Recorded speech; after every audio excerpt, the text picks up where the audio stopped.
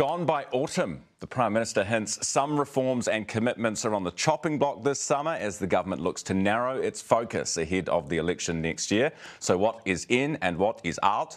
Labour Minister Michael Wood, National MP Erica Stanford with me this morning. Good morning. Morning, Ryan. Good to see you guys. So do you have any ideas? Do you think that, of all the reforms that are going on, because you have got a bit of a busy schedule next year, the TVNZ-RNZ merger must stand out surely as the one you get rid of?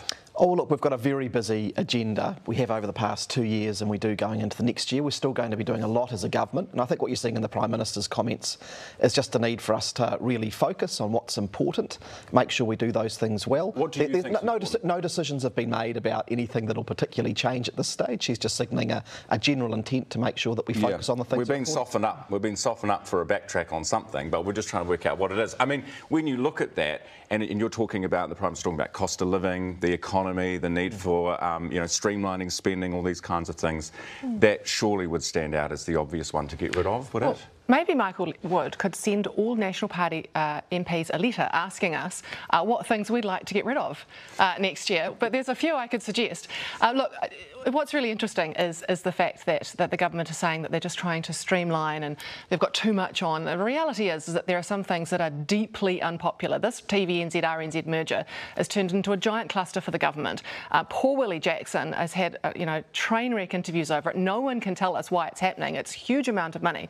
So I think I would put money on that one going. Yeah. But I give them some other suggestions. I mean, the jobs tax, of course, 3 Waters as well. Yeah, but these other things are arguably have more of a purpose. Well, of course, and I mean, this is one of the differences between the two sides of politics. We do pick up these big issues that have been kicked down the road for a very, very long time and actually try and take action on them. Sometimes that's challenging and difficult, and sometimes people have different views about those. But whether it's something like 3 Waters, where for years and years we've had problems with New Zealand's water, OK, everyone doesn't agree with what we're doing, but we're picking up that issue and we're dealing with it.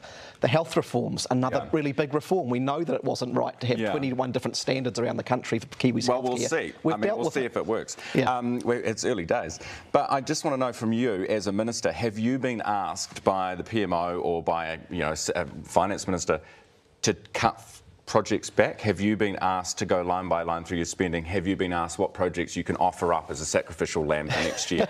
No, nothing like that, Ryan, but we have a constant focus on saying, well, what's important, what's achievable, what should we be doing that's most important for New Zealanders? This is worrying. And at the level of the Cabinet and as ministers, we're always doing that. This is slightly worrying because the Prime Minister said yesterday, we're going to chop something, we're going to get rid of some of our agenda, but hasn't even asked one of her most senior ministers what might be on offer. Is this just on the hoof, this announcement? Well, it's off the back of a couple of really bad weeks for the government, and I think everyone can see that. A lot of deeply unpopular things that have been going on. We've been talking a lot about the RNZ-TVNZ merger, a lot about 3 Waters, very unpopular things. I think that she felt like she was in a position where she had to defend her government's positions and say, well, actually, maybe we'll make some different decisions next year about this as a way to kind of calm everybody down a little bit. The thing that I think will irk slightly taxpayers this morning is, and a la the cycling bridge over the harbour, which we spent a lot of money investigating but then pulled out of at the last minute. Isn't that going to be the same with the TVNZ-RNZ merger? Why say I'm going to wait until next year and then decide what I'm going to chop when you're paying these consultants $6,000 a week or whatever it was to consult on a merger that's probably not going to happen? I mean, that's going to infuriate people. Well, Ryan, you are just speculating now because we haven't made any decision of that kind. What the PM has said is that we need to focus on the things that are really important. We always have a look at those things, but no decisions have been made to chop anything like that. And as I say, that is another good example. We've had an issue that's been around for a long time.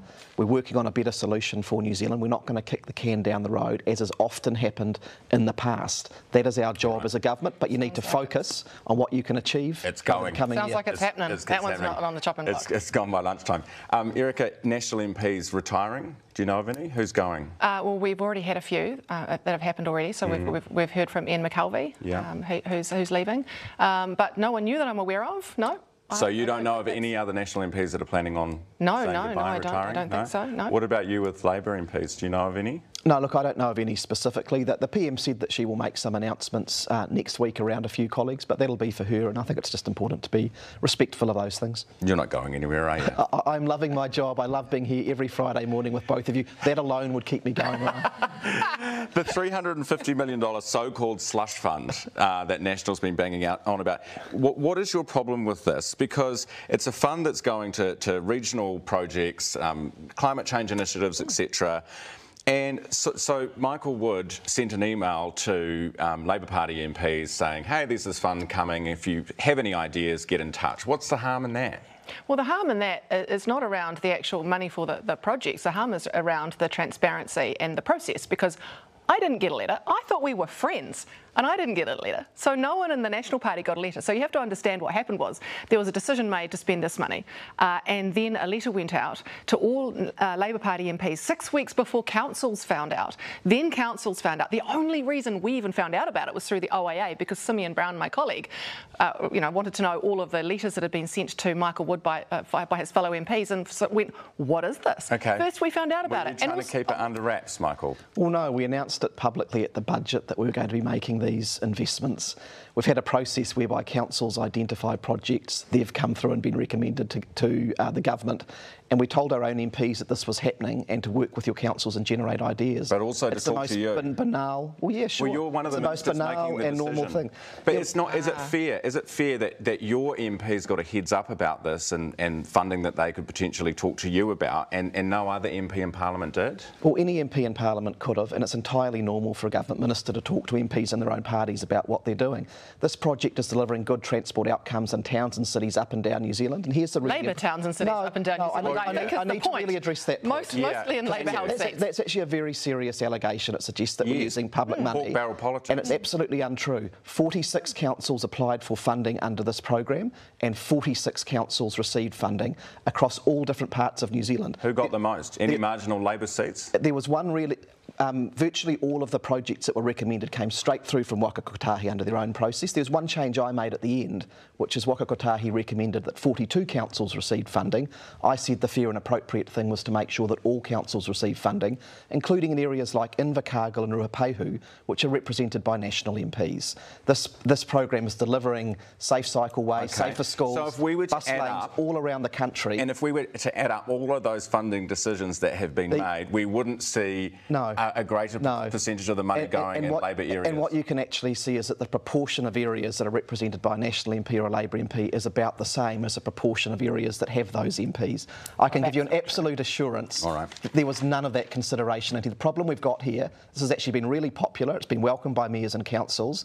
The National Party's transport spokesperson is a modern-day climate change denier who criticises everything we do to reduce emissions in our transport system, and this is a cheap smear. Okay.